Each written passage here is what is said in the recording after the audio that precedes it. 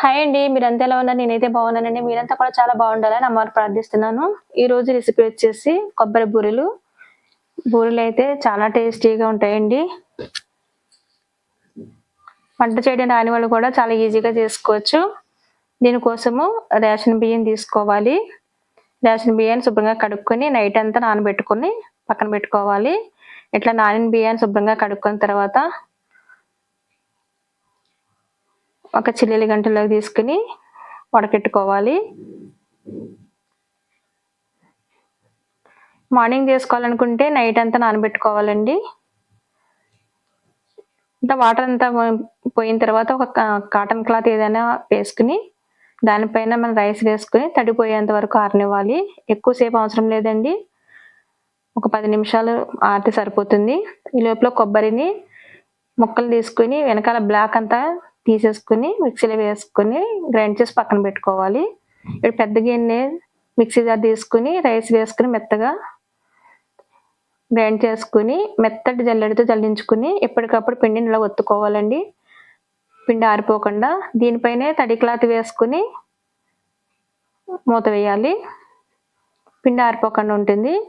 ఇప్పుడు 1/2 కేజీ బెల్లం తీసుకుని హాఫ్ కప్పు వాటర్ వేసుకుని బెల్లం కరిగేంత వరకు ఉడకనివ్వాలి. బెల్లం బాగా పానకం అయిన తర్వాత ఒక గిన్నెలో వాటర్ వేసుకుని కొద్దిగా పానకం వేసుకొని చూడాలండి.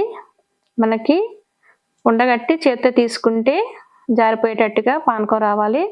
దీంట్లోనే కొబ్బరిని వేసేసుకోవాలండి. మనం కొబ్బరి వేసుకోగానే పిండి కొంచెం పలచగా పానకం కొంచెం పలచగా అవుతుంది. అప్పుడే మనము కొద్దిగా బియ్యం పిండిని వేసుకుంటూ ఉండలు లేకుండా బాగా కలుపుకోవాలి. ఇట్లా కలుపుకున్న తర్వాత ఒక 2 స్పూన్లు నెయ్యి కూడా వేసుకుని నెయ్యి కానీ ఆయిల్ కానీ వేసుకుని ఒకసారి బాగా కలుపుకొని మూత పెట్టుకుని పక్కన పెట్టేసుకోవాలి.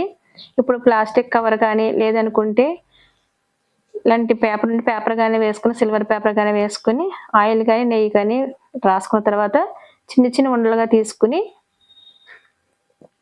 పేపర్ మీద ఇట్లా మరీ పలుచగా కాకుండా మరీ మందంగా కాకుండా ఒత్తుకుని ఆయిల్లో వేసుకుని వేగనివ్వాలి. వీటిని ఒక్కొక్కటే వేసుకుని వేగనివ్వాలండి. మీడియం ఫ్లేమ్లో పెట్టుకుని వేగనివ్వాలి. మరీ ఎక్కువ మంట అయినా తొందరగా మాడిపోతాయి. ఇట్లా అవగానే మనం తీసేసుకోవాలి. వీటిని వత్తనక్కర్లేదండి. ఇట్లా తీసేసుకుని పక్కన పెట్టేసుకుంటే ఆయిల్ అంతా అది అయిపోతుంది. అలానే మరొక ముద్ద తీసుకుని మళ్ళీ అలానే ఒత్తుకున్న తర్వాత చిన్నగా మూకుట్లో వేసుకోవాలి. ఇలా ఒక్కొక్కటే చేసుకుని పిండిని అంతా కూడా మనం కొబ్బరి బూరెలను రెడీ చేసుకోవాలి. ఈ వీడియో నచ్చితే లైక్ చేయండి, షేర్ చేయండి, సబ్స్క్రైబ్ చేసుకోండి.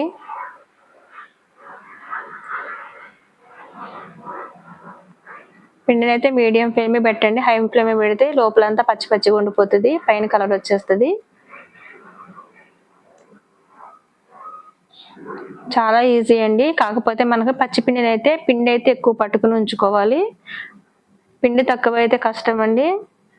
పిండి ఎక్కువ ఉంటే మనకి సరిపోతుంది. ఇట్లనే పిండి మొత్తము మనం కొబ్బరి బూరెలు చేసుకుని వేసుకోవాలి.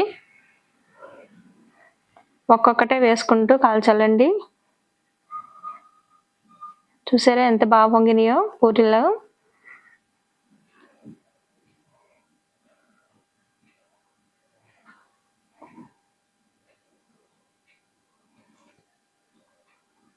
అంతే అండి. ఎంతో టేస్టీగా ఉండే కమ్మనైన బూరెలు అయితే రెడీ అయిపోయినాయి.